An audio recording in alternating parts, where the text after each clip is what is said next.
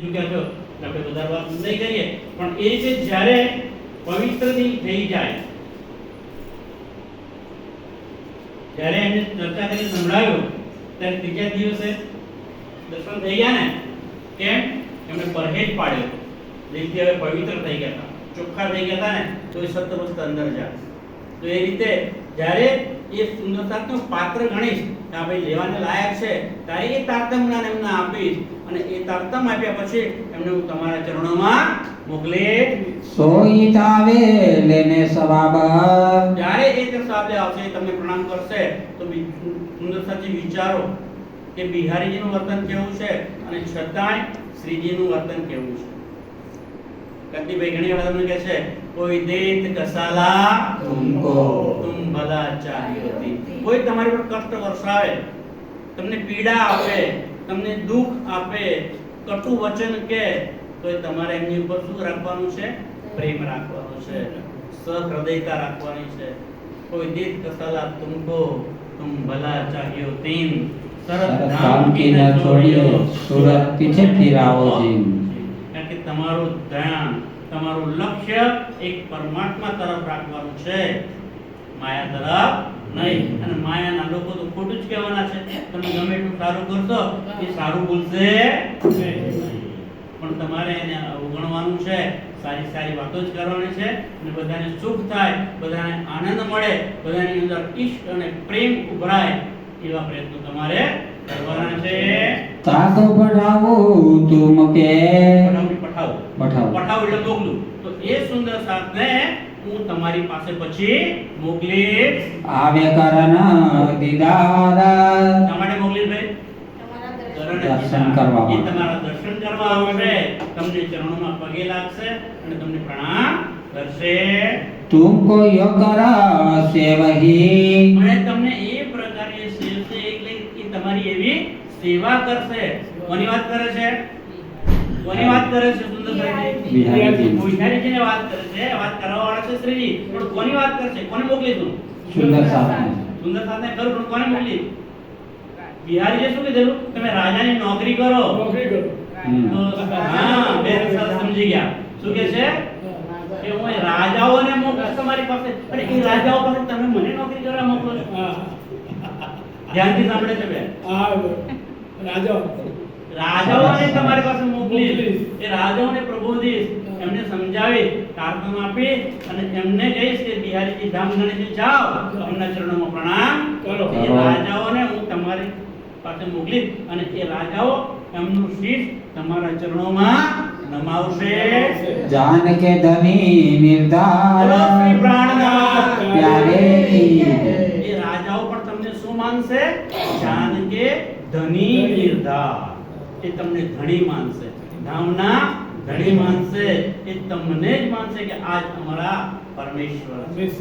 એ તમને જ માનશે, ધામના ધણી અક્ષરાથી તમને માનશે, અને એ તમારી સેવા કરશે. તબ બિહારીજીએ કહ્યા, ત્યારે બિહારીજી એમને શું કહે છે? મેરા નિકલના ક્યો હોયા. શું કહે છે? મેરા નિકલના ક્યો હોય? અરે મેરા તમે બધું કહો છો ખરા, પણ મારાથી નીકળી શકાશે નહીં. કારણ બતાવે છે. શું કારણ બતાવે છે? મેરે સંગ રંગબાઈ કહી. કોણ છે ભાઈ? મારી સાથે રંગબાઈ છે. અને રંગબાઈ કોણ છે? એમના સાળા નાગીભાઈની પત્ની. કે મારી સાથે રંગબાઈ છે, એ મારા સાળાની પત્ની છે. અને પછી કેવી છે? હઈ બડી બોજલ સોયા. બડી બોજલ સોય, એટલે કે એ પત્ની છે નાગીભાઈની, એ પછી ગર્ભવતી છે. તો હું આવું તો બધા મારા સાળાને લેવા પડે, મારા સાળાની પત્નીને પણ લેવી પડે, અને તો ગર્ભવતી છે. એવી અવસ્થામાં લઈને આપણે બધા ક્યાં પડીએ? એટલે મારાથી અવાશે આ બાનું છે. સુંદર આપણને પણ યાદ રાખવા જેવું છે કે આપણે ક્યાં સત્સંગમાં ચર્ચામાં જવાનું હોય ને, તો ઘણા બધા બાના પડશે કે આજે તો મારી બેન રાખડી બાંધવા આવી છે ને, એટલે મારાથી અવાશે નહીં. અરે બેન રાખડી બાંધવા આવી, પણ મારી પત્ની એની પિયર ગઈ છે ને ભાઈને રાખડી બાંધવા, એટલે ઘેર કોઈ નથી, જમવાનું કોણ બનાવે? મારે બનાવવાનું છે, મોડું થઈ ગયું, એટલે મારાથી ચર્ચામાં આવશે નહીં. આપણો ઈમાન જુઓ સુંદર સાહેબ. દુનિયાના કામ માટે, માયાના સંબંધો નિભાવવા માટે આપણે રાજ્યને ત્યાગ કરીએ છીએ અને દૂર રાખીએ છીએ. જ્યારે આપણામાં એવી વૃત્તિ આવશે કે ના ના આજે તો સત્સંગ છે, આજે ચર્ચા છે, એટલે માયાના કોઈ પણ કામ હોય હું એને છોડી દઈશ, પણ મારા રાજ્યનો સત્સંગ, રાજ્યની વાણી એ સાંભળવા માટે હું જવાનું છોડીશ. આવો જ્યારે ઈમાન આવશે ને સુંદર સાથી, ત્યારે જોજો એ વાત સાબિત થઈ જશે કે મેરે સિર પર ખડે સુભાન. ત્યારે એ તમને મદદ કરવા આવી જ જશે. तिनकी महतारी तीन संग એ તો છે રંગબાઈ તો છે મારા શાળાની પત્ની, પણ એની મહેતારી એટલે કે એની માતા, કારણ કે બિચારી ગર્ભાવસ્થા વાળી છે એટલે ક્યારે એને બાળક થાય કોઈ નક્કી નહીં, એટલા માટે એની માતા પણ એની સેવા કરવા માટે જોડે આવેલી છે. और कुटुंब परिवार બીજો કુટુંબ આપણો પરિવાર પણ અમારી સાથે છે. सो तो निकल ना सके હું આવું તો મારી સાથે એમને આવવું પડે, એટલે એ બધા કે આવી શકે નહીં. मेरा क्यों चलना होया तुम लार તો પછી તમારી સાથે હું કેવી રીતે આવી શકું? હું તમારી સાથે આવી શકું નહીં. तिस वास्ते मेरा चलना એટલા માટે મારાથી આવાય નહીં. होय नहीं क्यों ये कर તમે એટલું મને સમજાવશો પણ મારાથી આવાશે નહીં. કારણ કે જેની માયા તરફ જ વૃત્તિ છે સુંદરતાજી, એને તમે ગમે એટલું પ્રબોધ કરશો એ માનશે નહીં, કારણ કે એને માયા વધારે વધારે કહેશે અને એ જ એને વાલી લાગશે. આ વાત એને જાણી લાગશે, અરે ભાઈ તમે તો ગાડા થયા છો, સાથે અમને ક્યાં ગાડા કરો કે એવું થાય જ છે સુંદરતાજી કે તમે તો ગાડા થયા છો, સાથે તમને ગાડા કરો. કારણ કે માયા છોડતી નથી, પણ જે માયા ઉપર કંટ્રોલ કાબુ કરી અને રાજ્ય તરફ વળે છે ને, તો રાજ્ય માયાને પણ હરાવી દે છે. धनी को जो है करना તો શું કહે છે? ધની કો હે જો કરના. આનો વિચારો, ધની કો જો હે કરના શું મતલબ નીકળશે? કે તમે શું કામ હાઈલાઈ કરો છો મહારાજજી અને મને કોઈ જોડે ચાલ જાણી કામ તો રાજ્ય કરવાના છે. ધની કો જો હે કરના, જો ધણીએ બધું કરવાનું હોય તો આપણે દોડવાની ક્યાં જરૂર છે? આપણે શું કામ દોડીએ ભાઈ? આપણે તો માયા જો આયા છીએ. માયા જો કુટુંબ, કબીલા, પુત્ર, પરિવાર, સગા, વાલા એમની દેખરેખ રાખો, એમને ખોટું ના લાગવું જોઈએ. રાજ્ય ભલે ખોટું લાગે, ચર્ચાની જેલ ચાલશે, પણ વિવાહ ઘેર આવ્યા હોય તો એમને ખોટું લાગવું જોઈએ. બેન ઘેર આવ્યા હોય, બનેવી આવ્યા હોય, એમને ના ખોટું લાગવું જોઈએ, કારણ કે એ પછી મારી ઘેર કોઈ પ્રસંગમાં નહીં આવે ને, એમને ખોટું લાગી જશે. પણ સુંદર સાજી જો રાજ્ય હશે ને તો રાજ્ય એક હુકમથી બધા આવીને ભેગા મળી જશે.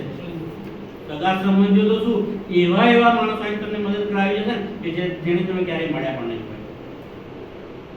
રાજ્ય જો તમને સહાય થશે ને તો એવા એવા માણસોને મોકલી આપશે તમારી સેવા કરવા માટે, તમારા કામમાં મદદ કરવા માટે. કારણ કે રાજ્ય વાણીમાં શું કહ્યું છે કે નિગેહ બાની કીજિયો મેરે ખાસે બંદો પર. જે મારા ખાસ બંદા છે, જે મારા સુંદર સાથ છે, એમની નિગેરબાની કરજો. કોણે મોકલ્યા છે તારીફ ભાઈ? અસરાફીલ જબરાઈલ.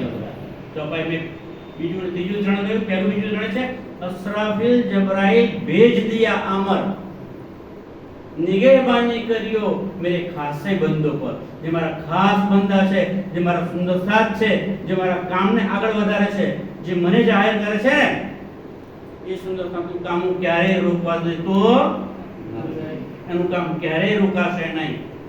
સુંદર સાહેબજી, આપણે તો રાજ્યની વાત કરીએ છીએ, જે પરમાત્મા છે, ક્ષર અક્ષર અને અક્ષરાતીતની વાત કરીએ છીએ, પણ આ દુનિયાની અંદરના નરસૈયો થઈ ગયો ને એની વાત તો બધા જાણે છે.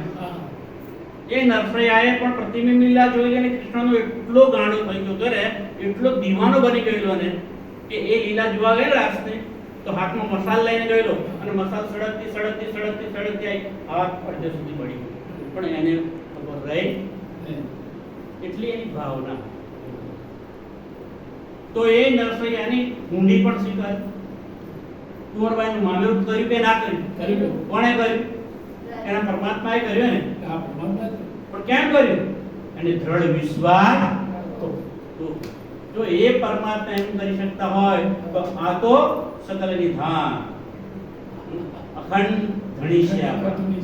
તો એ શું ના કરે સુંદરતા છે, પણ આપણો વિશ્વાસ હોવો જોઈએ. વાણીમાં એ કહ્યું છે, વિશ્વાસ કરીને દોડશે જે તારતમનું ફળ પામશે તે તારતમનું ફળ શું? તારતમ લઈ લઈએ એનો મતલબ ફળ તો કંઈક મળવું જોઈએ ને.